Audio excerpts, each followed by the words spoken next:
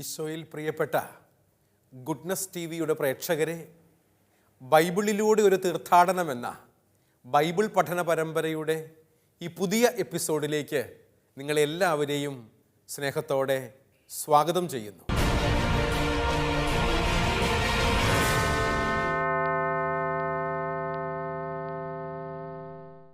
കഴിഞ്ഞ എപ്പിസോഡിൽ യോഹന്നാന്റെ സുവിശേഷം 17-ാം അധ്യായത്തിൻ്റെ പഠനം നമ്മൾ ആരംഭിച്ചു.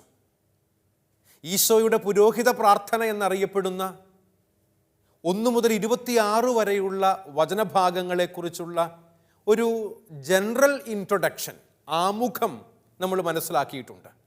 അതിൻ്റെ വിശദമായ പഠനങ്ങളിലേക്കാണ് ഈ ക്ലാസ് മുതൽ നമ്മൾ പ്രവേശിക്കുന്നത്.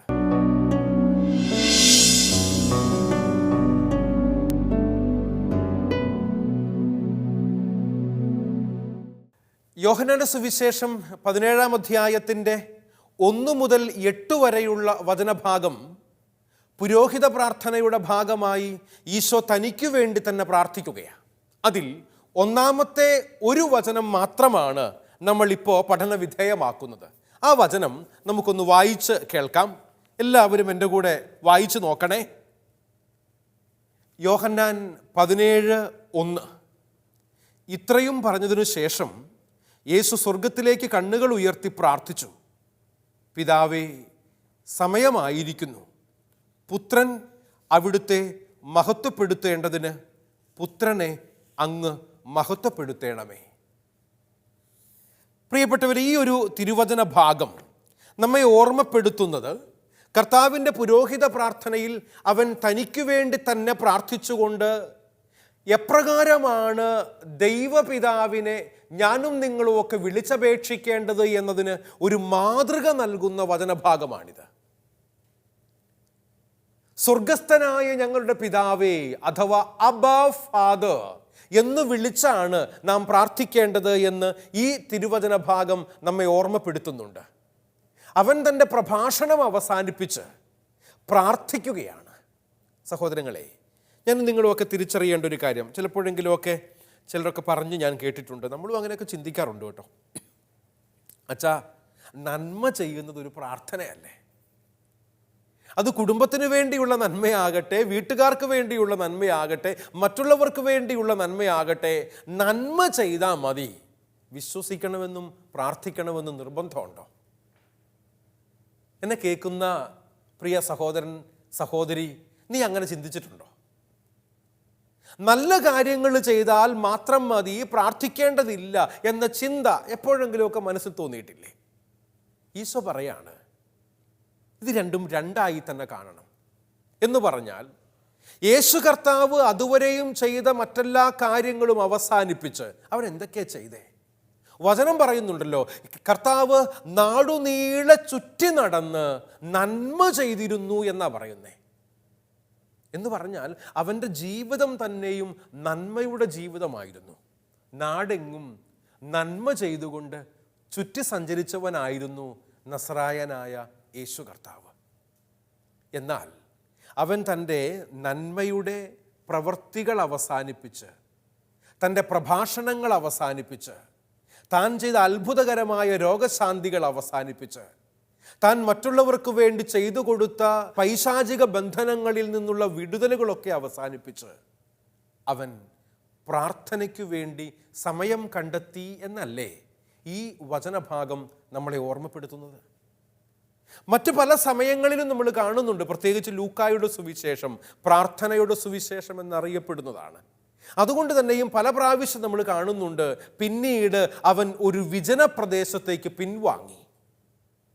രാത്രിയുടെ യാമങ്ങളിൽ അവൻ മലമുകളിലേക്ക് കയറിപ്പോയി. അവൻ ഒറ്റയ്ക്കിരുന്ന് പ്രാർത്ഥിക്കുകയായിരുന്നു. പ്രിയപ്പെട്ടവരെ, പ്രാർത്ഥിക്കാൻ നമ്മൾ സമയം കണ്ടെത്തണം. ഒരു കോൺഷ്യസ് എഫേർട്ട് അതിനുവേണ്ടി നടത്തണമെന്നാണ് എനിക്ക് തോന്നുന്നത്. ബോധപൂർവകമായി പ്രാർത്ഥനയ്ക്ക് വേണ്ടി സമയം കണ്ടെത്തുകയും അതിനുവേണ്ടി മാത്രമായി സെറ്റപ്പാട്ട് ചെയ്ത് പ്രാർത്ഥിക്കുകയും ചെയ്യാൻ സാധിക്കുക. ഈശോ ചെയ്യുന്ന അതാണ്. അവൻ തൻ്റെ പുരോഹിത പ്രാർത്ഥനയുടെ ഭാഗമായി തന്നെ ദൈവപിതാവിൻ്റെ മുമ്പിൽ സമർപ്പിച്ചുകൊണ്ട് പ്രാർത്ഥിക്കുകയാ, പിതാവേ, സമയമായിരിക്കുന്നു. എന്തിനുള്ള സമയമായിരിക്കുന്നേ? പുത്രൻ പിതാവിനെ മഹത്വപ്പെടുത്താനുള്ള സമയമായിരിക്കുന്നു. എങ്ങനെയാണ് പുത്രൻ പിതാവിനെ മഹത്വപ്പെടുത്തിയത്?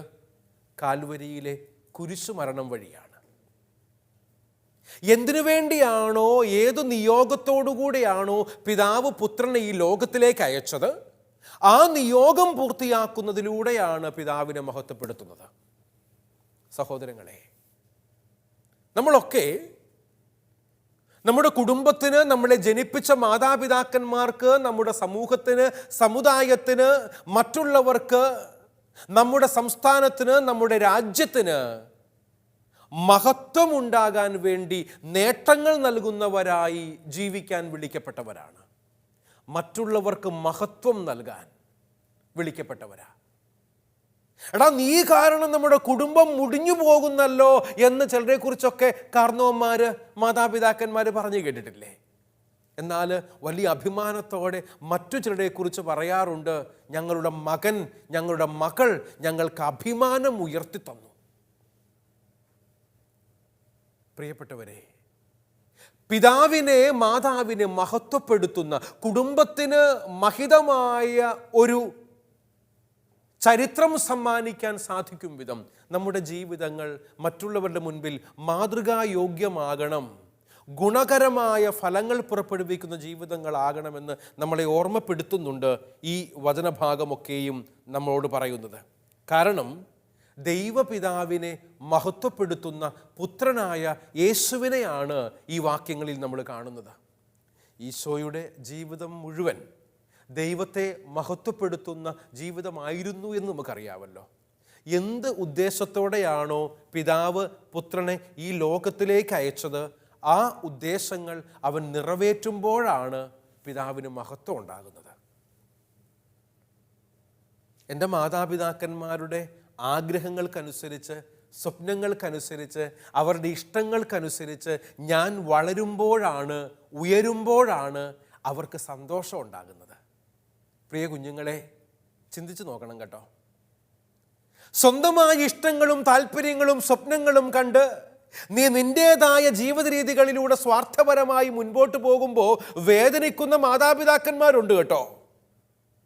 നിന്നെ നൊന്ത് പ്രസവിച്ച, നിന്റെ കുഞ്ഞുനാളുകളിൽ നീ കരയുന്നതും നീ വളരുന്നതും നോക്കി കണ്ണിൽ എണ്ണയൊഴിച്ച് എന്ന വണ്ണം രാവും പകലുമില്ലാതെ കാത്തിരുന്ന മാതാപിതാക്കന്മാർക്ക് മഹത്വമുണ്ടാകുന്ന തരത്തിൽ, അവർക്ക് നിന്നെക്കുറിച്ച് ഓർക്കുമ്പോൾ അഭിമാനം തോന്നുന്ന തരത്തിൽ ജീവിക്കാനുള്ള ബാധ്യത, പ്രിയ ദൈവ പൈതലേ, നിനക്കുണ്ട്.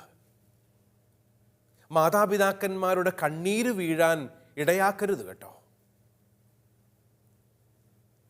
അവർക്ക് അഭിമാനിക്കാൻ വകയൊന്നും ഉണ്ടാക്കിയില്ലെങ്കിലും അവർക്ക് അപമാനകരമായ രീതിയിൽ ജീവിക്കാതിരിക്കാൻ ശ്രദ്ധിക്കണം കേട്ടോ. എന്തൊക്കെ സ്വപ്നങ്ങൾ കണ്ടിട്ടാ നിന്നെ മാതാപിതാക്കന്മാര് വളർത്തിക്കൊണ്ടുവന്നത്. അവരുടെ സ്വപ്നങ്ങൾ സാക്ഷാത്കരിക്കും വിധം, അതിനേക്കാൾ ഉപരിയാകും വിധം ജീവിക്കാൻ, വളരാൻ നിന്നെ കൊണ്ട് സാധിച്ചിട്ടുണ്ടോ? ഈശോ പിതാവിൻ്റെ സ്വപ്നങ്ങൾ, പിതാവിൻ്റെ തീരുമാനങ്ങൾ, പുത്രനെക്കുറിച്ചുള്ള പിതാവിൻ്റെ ആഗ്രഹങ്ങളൊക്കെ പൂർത്തീകരിച്ചതുകൊണ്ടാണ് ഈശോ തന്നെ അഭിമാനത്തോടെ പറയുക, പിതാവേ, ഞാൻ നിന്നെ മഹത്വപ്പെടുത്തുന്നു. ഇത് കേവലം തള്ളി മറിക്കുന്നൊന്നും അല്ല കേട്ടോ. ഈശോ ചെയ്യാത്ത കാര്യങ്ങളെക്കുറിച്ചൊന്നുമല്ല, അവൻ ചെയ്ത കാര്യങ്ങളെക്കുറിച്ച് തന്നെയല്ലേ ബൈബിളിൽ, പ്രത്യേകിച്ച് സുവിശേഷങ്ങളിലൊക്കെയും എഴുതപ്പെട്ടിരിക്കുന്നത്.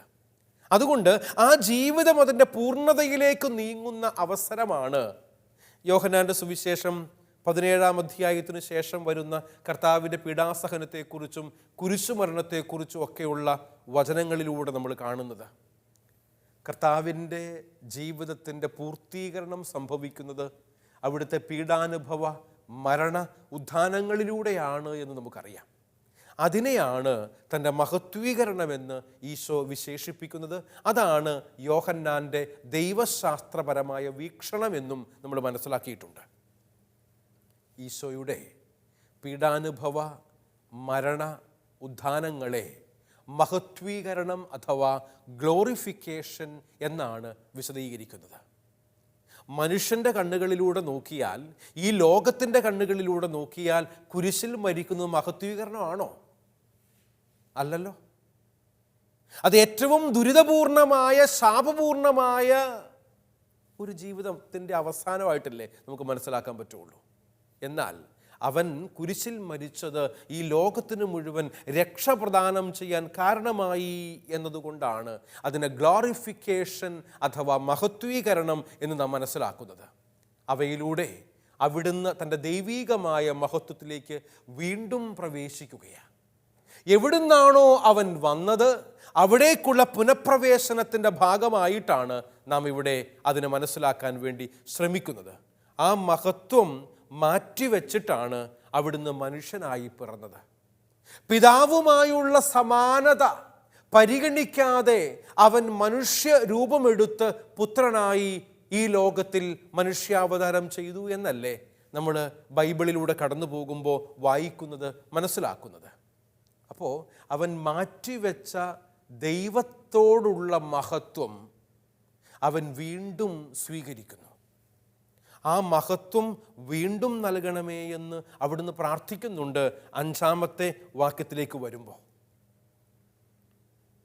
ദൈവത്തെ മഹത്വപ്പെടുത്തിക്കൊണ്ടുള്ള ഈശോയുടെ ജീവിതത്തിൻ്റെ പൂർത്തീകരണമായിരുന്നു അവിടുത്തെ പീഡാനുഭവവും മരണവും ഉത്ഥാനവും എന്ന് നമുക്ക് മനസ്സിലാക്കാൻ സാധിക്കും.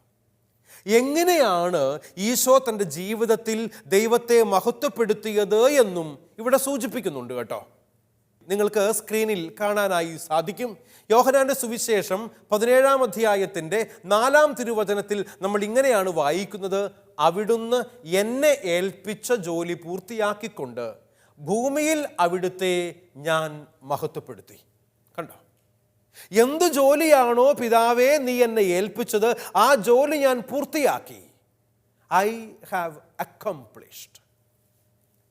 കുരിശിൽ കിടന്നുകൊണ്ട് ഈശോ പറയുന്നത് അത് തന്നെയല്ലേ, എല്ലാം പൂർത്തിയായി. എന്താണ് ഈശോ പൂർത്തിയാക്കിയത് എന്ന് നിങ്ങൾ ചിന്തിച്ചിട്ടുണ്ടോ? പിതാവ് എന്താണോ എന്നെ ഭരമേൽപ്പിച്ചത് അത് ഞാൻ പൂർത്തിയാക്കിയെന്നാണ്. ഈ ലോകത്തിൽ ഏതൊരു മകനാണ്, ഏതൊരു മകൾക്കാണ് എൻ്റെ അപ്പൻ, എൻ്റെ അമ്മ എന്നെ ഭരമേൽപ്പിച്ച, അവർ സ്വപ്നം കണ്ട കാര്യങ്ങൾ ഞാൻ പൂർത്തീകരിച്ചു എന്ന് പറഞ്ഞ് നട്ടെല്ല് നിവർത്തി അഭിമാനത്തോടെ തല ഉയർത്തിപ്പിടിച്ചു നിന്ന് പറയാൻ വേണ്ടി പറ്റുന്നേ? അങ്ങനെ പറയാൻ സാധിച്ചാൽ നിൻ്റെ ജീവിതം ഫലദായകമാണ്, വിജയകരമാണ്, സന്തോഷത്തോടെ മുൻപോട്ട് പോകാം. അപ്രകാരം പറയാൻ സാധിക്കും വിധമുള്ള അഭിമാനകരമായ നേട്ടങ്ങളോടെ ജീവിക്കണമെന്നാണ് അവിടുന്ന് നമ്മളെല്ലാവരെയും ഓർമ്മപ്പെടുത്തുന്നത് എന്ന് ഇത്തരുണത്തിൽ ഞാൻ കൂട്ടിച്ചേർക്കട്ടെ. ദൈവഹിതം നിർവഹിച്ചുകൊണ്ടാണ് ദൈവത്തെ മഹത്വപ്പെടുത്തേണ്ടത്. ദൈവത്തിൻ്റെ ഹിതം എന്താണെന്ന് തിരിച്ചറിഞ്ഞ് ആ ഹിതാനുസരണം ജീവിക്കാൻ വേണ്ടിയുള്ള ശ്രമത്തിലൂടെയാണ് അവന് മഹത്വം നമ്മൾ നൽകേണ്ടത്. ഈശോ പഠിപ്പിച്ച കർത്തൃപ്രാർത്ഥനയിലും ഇങ്ങനെയൊരു സൂചനയുണ്ട്. എന്താണെന്നറിയാവോ? നിന്റെ നാമം മഹത്വപ്പെടട്ടെ. ഇല്ലേ? നമ്മൾ സ്വർഗസ്ഥനായ പിതാവേ എന്ന് പ്രാർത്ഥിക്കുമ്പോൾ നമ്മൾ പറയുന്നുണ്ട് നിന്റെ നാമം മഹത്വീകരിക്കപ്പെടട്ടെ. അതിനെ തുടർന്നാണ് നമ്മൾ ചൊല്ലുന്നത് നിന്റെ രാജ്യം വരണം, നിന്റെ ഇഷ്ടം സ്വർഗത്തിലെ പോലെ ഭൂമിയിലും ആകണം. ആദ്യത്തെ എന്താണ്?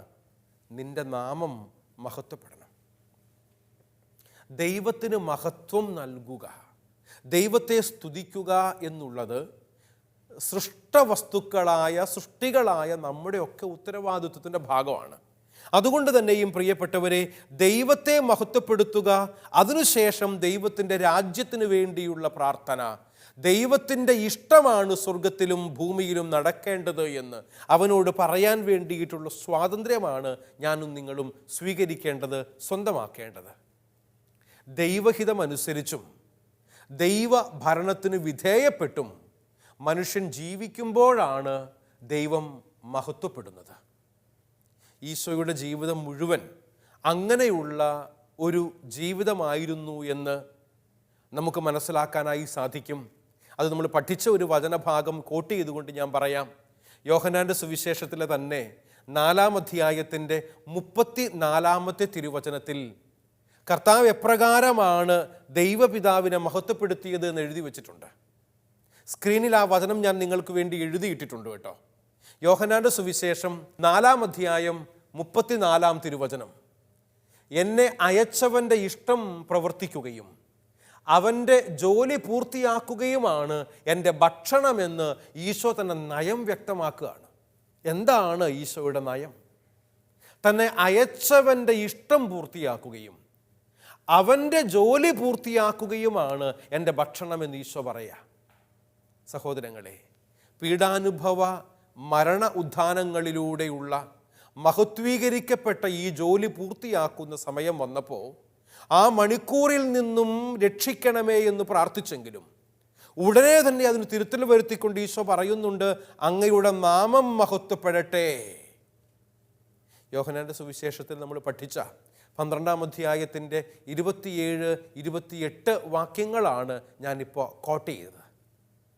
ഇപ്രകാരം യേശു കർത്താവ് ദൈവപിതാവിന് നൽകുന്ന മഹത്വത്തെക്കുറിച്ചാണ് നാം മനസ്സിലാക്കുക. ആ മണിക്കൂറിൽ നിന്നും എന്ന് പറഞ്ഞാൽ പീഡാസഹനങ്ങളിൽ നിന്നും കുരിശുമരണത്തിൽ നിന്നും എന്നെ എങ്ങനെയെങ്കിലും ഒന്ന് രക്ഷിച്ചു തരണമെന്ന് ഈശോ വേദനയോടുകൂടെ ദൈവപിതാവിൻ്റെ സന്നിധി പ്രാർത്ഥിക്കുന്നുണ്ട്. എന്നാൽ അത് കർത്താവിൻ്റെ മനുഷ്യ സ്വഭാവത്തിൻ്റെ ഭാഗമാണ്. ഞാൻ ഈ ദിവസങ്ങളിൽ ബൈബിള് പഠിപ്പിച്ചുകൊണ്ടിരുന്നപ്പോൾ ഡിവൈൻ ബൈബിൾ കോളേജിലെ ഒരു സ്റ്റുഡൻറ്റ്, ഒരു വിദ്യാർത്ഥി എന്നോട് ചോദിച്ചു, അച്ഛാ, കർത്താവിന് മാനുഷികമായ ഇമോഷൻസ് ഉണ്ടായിരുന്നു? എനിക്ക് ആ ചോദ്യം വളരെ ഇഷ്ടപ്പെട്ടു. കാരണം എന്താണെന്നറിയാവോ? കർത്താവ് പൂർണ്ണനായ മനുഷ്യനായിരുന്നു, പൂർണ്ണനായ ദൈവമായിരുന്നു എന്ന് പറയുമ്പോൾ അവൻ പൂർണ്ണനായ മനുഷ്യനായിരുന്നു എങ്കിൽ അവന് സാധാരണ മനുഷ്യർക്കുള്ളതുപോലെയുള്ള എല്ലാ ഇമോഷൻസും ഉണ്ടാകിയല്ലേ? നിങ്ങൾക്ക് എന്നാ തോന്നുന്നേ? ബൈബിളിൽ സുവിശേഷങ്ങളിൽ പലയിടങ്ങളിലായി കർത്താവിൻ്റെ ഇമോഷൻസിനെ കുറിച്ച് പറയുന്നുണ്ടല്ലോ.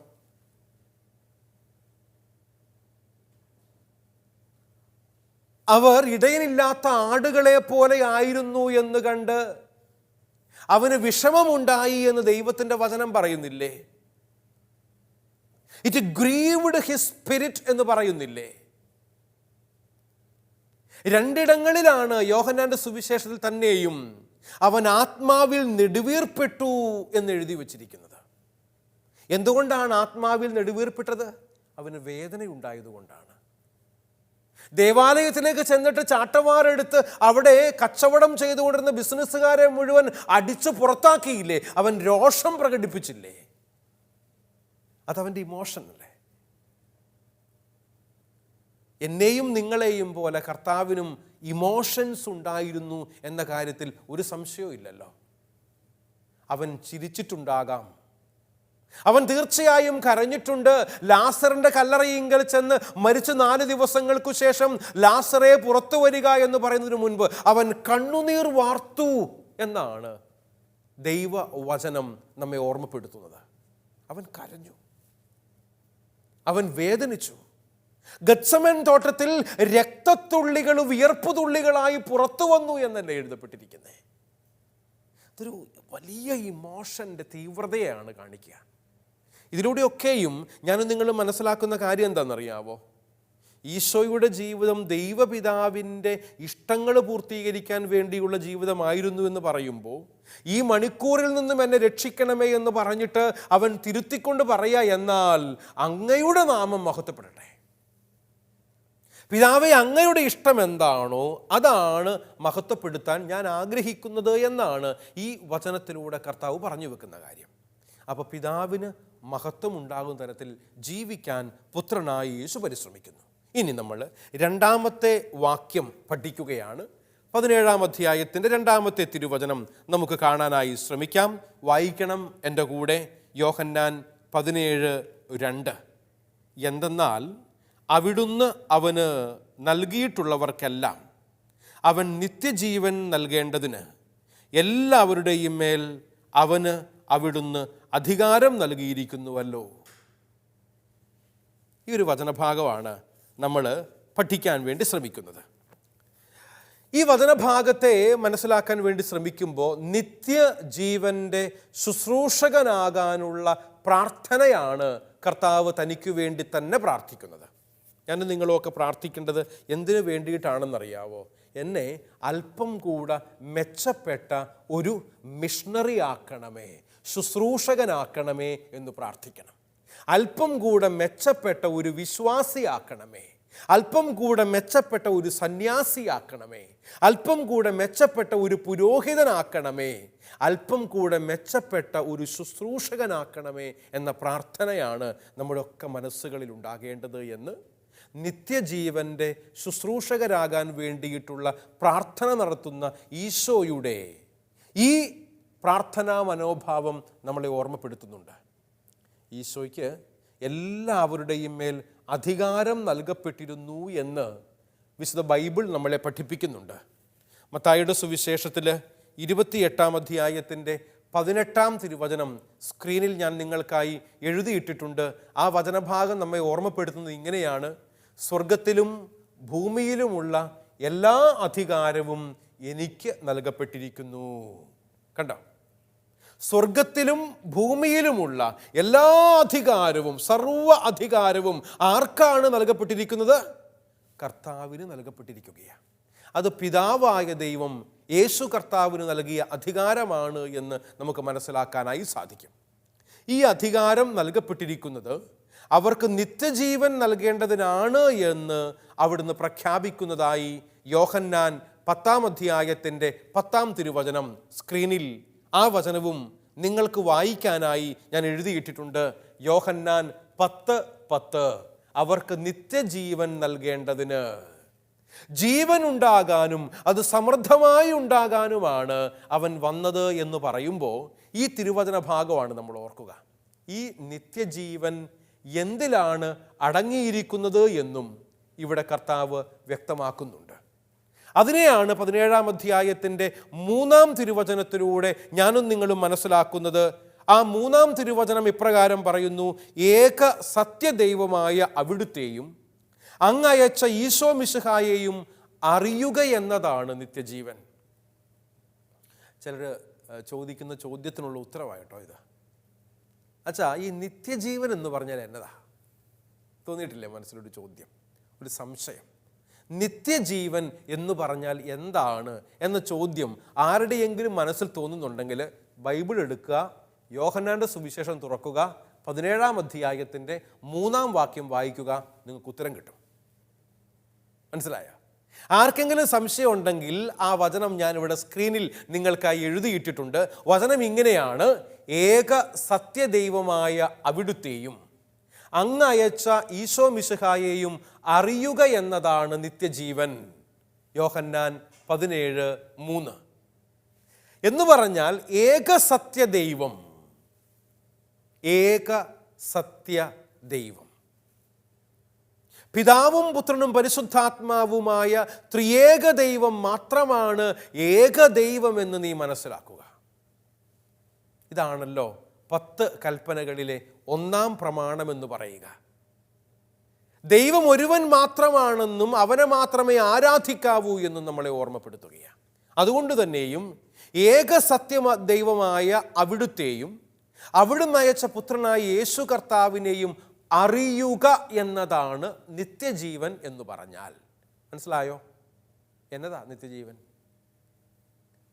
ദൈവത്തെ അറിയുകയും അവൻ അയച്ച ഈശോയെ മനസ്സിലാക്കിക്കൊണ്ട് ജീവിക്കുകയും ചെയ്യുക എന്നതാണ് നിത്യജീവൻ എന്ന് പറഞ്ഞാൽ.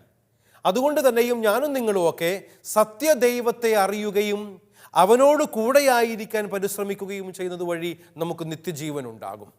സത്യദൈവത്തെ അറിയുവാൻ എല്ലാവരെയും സഹായിക്കുവാനാണ് ഈശോ ജീവിതത്തിലുടനീളം പരിശ്രമിച്ചത്. അതുകൊണ്ടാണ് യോഹന്നാൻ 1-ാം അധ്യായത്തിൻ്റെ 18-ാം തിരുവചനത്തിൽ ഇപ്രകാരം എഴുതിയിരിക്കുന്നത്: ദൈവത്തെ ആരും ഒരിക്കലും കണ്ടിട്ടില്ല, പിതാവിൻ്റെ മടിയിലിരിക്കുന്ന ഏകജാതനാണ് അവിടുത്തെ നമുക്കായി വെളിപ്പെടുത്തിയത്. ഈ വചനം നമ്മൾ വായിക്കുകയും പഠിക്കുകയും ചെയ്ത വചനമാണ് യോഹന്നാൻ 1:18. ദൈവത്തെ ആരും ഒരിക്കലും കണ്ടിട്ടില്ല, പിതാവിൻ്റെ മടിയിലിരിക്കുന്ന ഏകജാതനാണ് അവിടുത്തെ വെളിപ്പെടുത്തിയത്. ഒരു വ്യക്തിയെ അറിയുക എന്നത് ബൈബിളിൽ നമ്മൾ കാണുമ്പോൾ അത് ബൗദ്ധിക തലത്തിലുള്ള വെറും ഒരു അറിവ് മാത്രമല്ല എന്നും, അത് ആ വ്യക്തിയെ സ്നേഹിക്കുക, ആ വ്യക്തിയുമായി ഐക്യപ്പെടുക എന്നൊക്കെയാണ് അർത്ഥമാക്കുന്നത് എന്നും സഹോദരങ്ങളെ നമ്മൾ മനസ്സിലാക്കണം. ഒരാളെ അറിയുക എന്ന് പറഞ്ഞാൽ ആ വ്യക്തിയെ സ്നേഹിക്കുകയെന്നും ആ വ്യക്തിയുമായി താതാത്മ്യപ്പെട്ടുകൊണ്ട് ജീവിക്കാൻ വേണ്ടി പരിശ്രമിക്കുക എന്നതുമാണ് ബൈബിൾ വിവക്ഷിക്കുന്നത്. അതുകൊണ്ട് ദൈവത്തെ അറിയുക എന്നതുകൊണ്ട് ദൈവവുമായി സ്നേഹബന്ധം സ്ഥാപിക്കുക എന്നാണ് അർത്ഥമാക്കുന്നത്. മിശിഹായെ അറിയുക എന്നതിൻ്റെ അർത്ഥം മിശിഹായിൽ ദൈവം സ്വന്തമാക്കിയ മനുഷ്യനെ അറിയുക എന്നതുകൂടിയാണ്. അതുകൊണ്ട് ദൈവസ്നേഹത്തിലും പരസ്നേഹത്തിലും വളരുമ്പോഴാണ് നാം നിത്യജീവനിൽ വളരുന്നത് എന്ന് ഇവിടെ കൃത്യതയോടുകൂടെ സൂചിപ്പിക്കപ്പെട്ടിട്ടുണ്ട് എന്നും കൂട്ടിച്ചേർക്കുകയാണ്. സഹോദരങ്ങളെ, സമാന്തര സുവിശേഷങ്ങളിൽ നിത്യജീവന്റെ മാർഗം ദൈവസ്നേഹവും പരസ്നേഹവുമാണ് എന്ന് വ്യക്തമാക്കിയിട്ടുണ്ട്.